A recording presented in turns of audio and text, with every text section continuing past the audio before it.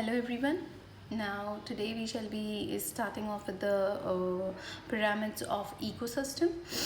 Now graphical representation of ecological parameters at different trophic levels in ecosystem is called to be as pyramid. So various parameters of our ecosystem which are being classified at different trophic levels उसको हम एक pyramid से दिखा सकते हैं. जैसे कि graph होते हैं वैसे ही किसी क्वांटिटी को हम ग्राफ से दिखाते हैं, वैसे कि इकोलॉजी में जितने भी पैरामीटर्स हैं उसको हम पिरामिड से दिखा सकते हैं, उसको बोलते हैं ecological pyramids.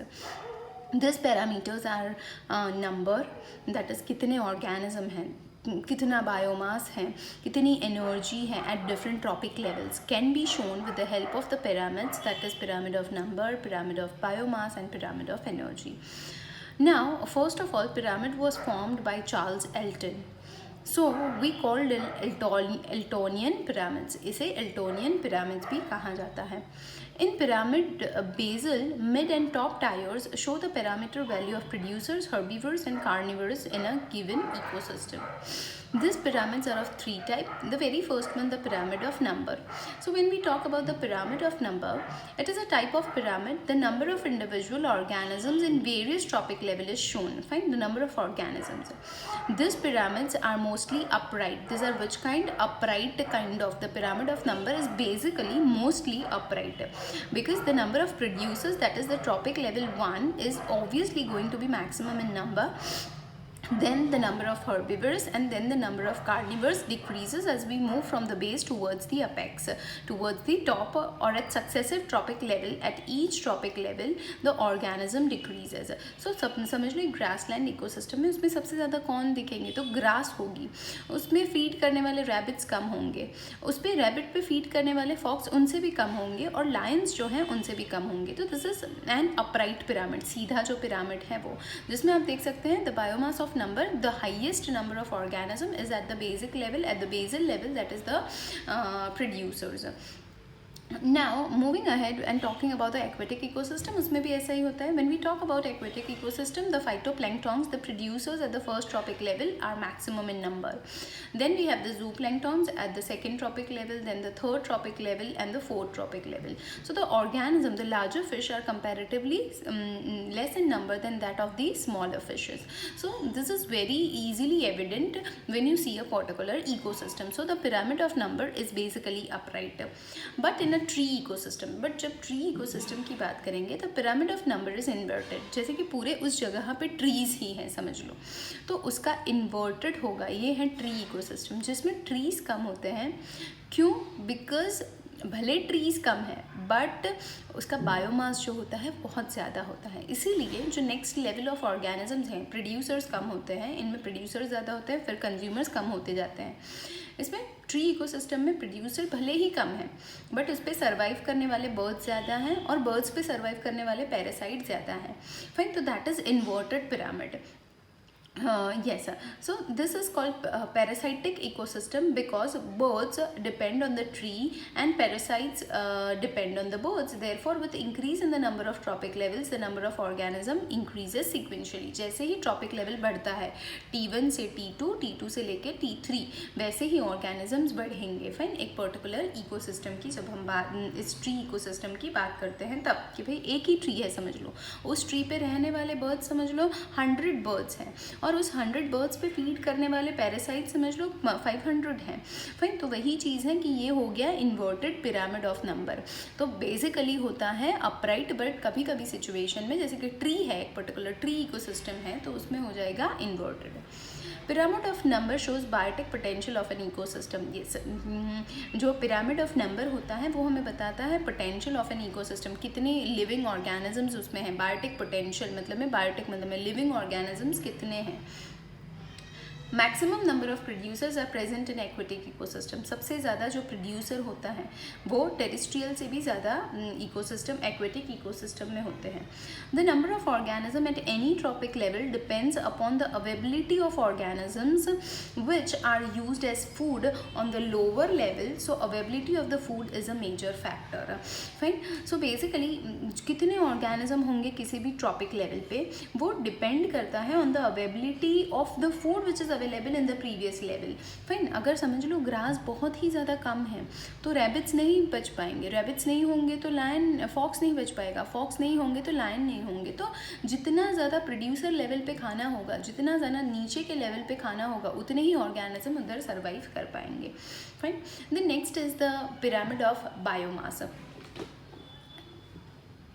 So while talking about the pyramid of biomass, basically biomass क्या होता है? Pyramid of biomass represent the total amount of biomass at each tropic level of a ecosystem.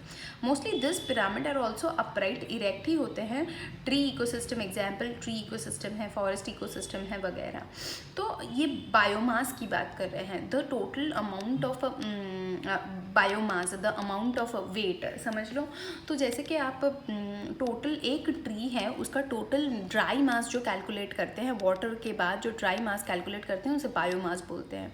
तो समझ लो एक ट्री का वेट जो ड्राई मास होगा वो ऑब्वियसली ज़्यादा होने वाला है, इवन दो ये 100 बर्ड्स का बायोमास कैलकुलेट करेंगे तो, और पैरासाइट्स का उनसे भी कम होने वाला है। तो that is biomass. Tree ecosystem में देखिए वो अपराइट है कि भाई ट्री का जो बायोमास होने वाला है obviously it is going to be the producer का हायर होने वाला है then that of the consumers. Fine, similarly grassland की भी बात करो, ग्रास जो है उसका बायोमास कैलकुलेट करो तो सारे रैबिट्स को मिला के जितना बायोमास नहीं होगा उतना ग्रास का होता है। फिर सारे फॉक्स को मिला के करो तो उसका कम होगा रैबिट से, और फॉक्स का लाइक लायन का कम होगा फॉक्स से।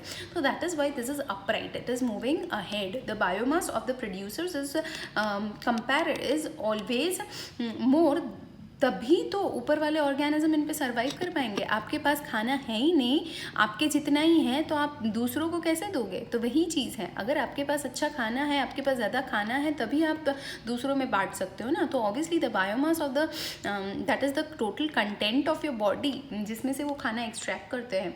तो that is the total content of the particular organism has to be higher in order to feed the upper level of organism. So biomass का जो पिरामिड होता है वो भी अपराइट होता है। Fine. Now, yes. Pyramid of biomass in aquatic ecosystem वो inverted होता है। तो कैसे? Because in it producers are micro organisms and their biomass is very less. जब हम एक्वेटिक इकोसिस्टम की बात करते हैं तो देखो सबसे पहला कौन आता है? तो भाई फर्स्ट ट्रॉपिक लेवल पे होते हैं फाइटोप्लैंक्टन्स जो होते हैं माइक्रो ऑर्गेनिज्म, ऐसे small living organisms, micro organisms जो फूड प्रोडक्शन करते हैं। फिर होते हैं जूप्लैंक्टन्स, फिर होते हैं स्मॉल फिशेस, फिर लार्ज फिशेस। अगर हम एक वेल का ही समझ लो, वेल को ले ले तो इन सारों का नहीं होगा, उसका इतना वेट होगा बायोमास के कंटेंट, बायोमास होगा। तो वही चीज़ है कि भाई एक्वेटिक इकोसिस्टम में वो उल्टा हो जाएगा, क्योंकि जो प्रोड्यूसर्स हैं वो प्रोड्यूसर्स का वेट जो है बायोमास जो है वो कम है। Fine, as compare to the other level of organisms. Pyramid of lake on the basis of biomass. अगर लेक की बात करें तो उसका पिरामिड कैसा होगा? एक पर्टिकुलर लेक जो चल रहा है उसमें तो प्रोड्यूसर्स कम होंगे, बीच में उस पर फीड करने वाले जो ऑर्गेनिजम्स होंगे वो बहुत ज़्यादा होंगे, और उनके ऊपर फीड करने वाले जो ऑर्गेनिज्म होंगे वो इनसे कम होंगे। तो ये आप देख सकते हैं एक एक्सेप्शन है of that of a particular lake ecosystem. Fine, Now moving ahead and talking about the pyramid of energy. pyramid of energy भी कैसा होता है? अपराइट होता है, क्योंकि आपके पास फूड है, आपके पास एनर्जी है, तभी आप आगे पास कर पाओगे कि नहीं। तो वही है पिरामिड ऑफ एनर्जी जो होती है वो कैसी होती है? That is upright. It represent the amount of energy at the different trophic level. सबसे ज़्यादा एनर्जी किसके पास होती है? ऑब्वियसली प्लांट्स के पास, प्रोड्यूसर्स के पास, फर्स्ट ट्रॉपिक लेवल के पास। फाइन, प्राइमरी प्रोड्यूसर्स के पास। सो yes, energy pyramid are always upright or erect because there is gradual decrease in the energy at every successive tropic level. हर level पे energy decrease होती है। कितनी decrease होती है? According to 10% law of Lindeman, the 90% part of obtained energy of each organism is utilized in their various metabolic activities and heat, and only 10% energy is transferred to the next tropic level. समझ लो ये जो producers हैं उन्होंने सन से energy ली, तो वो जितनी energy लेते हैं समझ लो उनके पास है 10,000 जूल्स ऑफ एनर्जी। अब ये 10,000 जूल्स ऑफ एनर्जी हैं, तो इनके ऊपर सर्वाइव करने वाले जो ग्रास हॉपर है उनको पूरी की पूरी नहीं मिल जाएगी, क्योंकि प्लांट्स भी कुछ यूटिलाइज तो करेगा कि नहीं, अपनी मेटाबॉलिक एक्टिविटीज़ करेगा वगैरह वगैरह, उनकी बॉडी में से हीट रेडिएट होगी। सिर्फ 10% होती है जो ऊपर पास होती है, तो 10,000 के 10% क्या होते हैं, 1000। फाइन। अब ये जो ग्रास हॉपर है उसको समझ लो फ्रॉग ने खाया है। फाइन। तो फ्रॉग खाता है उसको, तो उसकी पूरी एनर्जी इसमें नहीं चली जाती। फाइन। उसकी पूरी एनर्जी जो है उसमें नहीं चली जाती। क्यों? क्योंकि उसकी भी सिर्फ 10% जितनी एनर्जी होती है जो उसमें चली जाती है, बाकी की 90% जो है वो ग्रास हॉपर ने अपनी एक्टिविटीज़ के लिए उनकी बॉडी में से हीट के फॉर्म में रिलीज हो जाती है।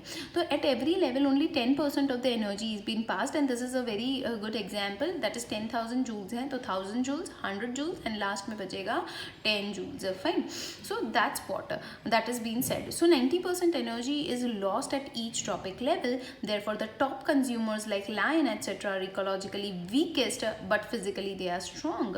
इकोलॉजिकली वो वीक होते हैं क्योंकि उनका नंबर कम होता है, but rather they are strong.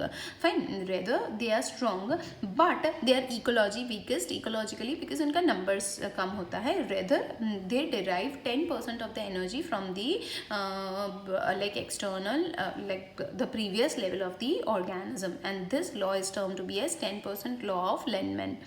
Fine. Pyramids of energy represents the productivity of ecosystem as well as the transfer of production in an ecosystem। मतलब में जो ये पिरामिड होता है एनर्जी का, वो हमें बताता है फूड कैसे ट्रांसफ़र होता है, कितना परसेंटेज फूड ट्रांसफ़र होता है, फिर कितनी % एनर्जी ट्रांसफ़र होती है। अब ये जो इकोलॉजिकल पिरामिड्स हैं जो हमने पढ़े of number, biomass and energy, it has certain limitations. It does not take into account same species belonging to 2 or more trophic levels. मतलब में इसमें हमने सिर्फ यही कैलकुलेट किया कि ग्रास के ऊपर ग्रास हॉपर, पर इस ग्रास के ऊपर दूसरा भी तो ऑर्गेनिज्म होता है, इस ग्रास के ऊपर तीसरा भी तो ऑर्गेनिज्म सर्वाइव करता है। तो it doesn't take into consideration various species belonging to 1 or 2 tropic levels. It considers only one particular tropic level, one food chain. Fine. It does not accommodate a food web. वो food web की बात करते ही नहीं है, वो सिर्फ food chain के उस पर ये सारे पिरामिड बनाए गए हैं। फाइन।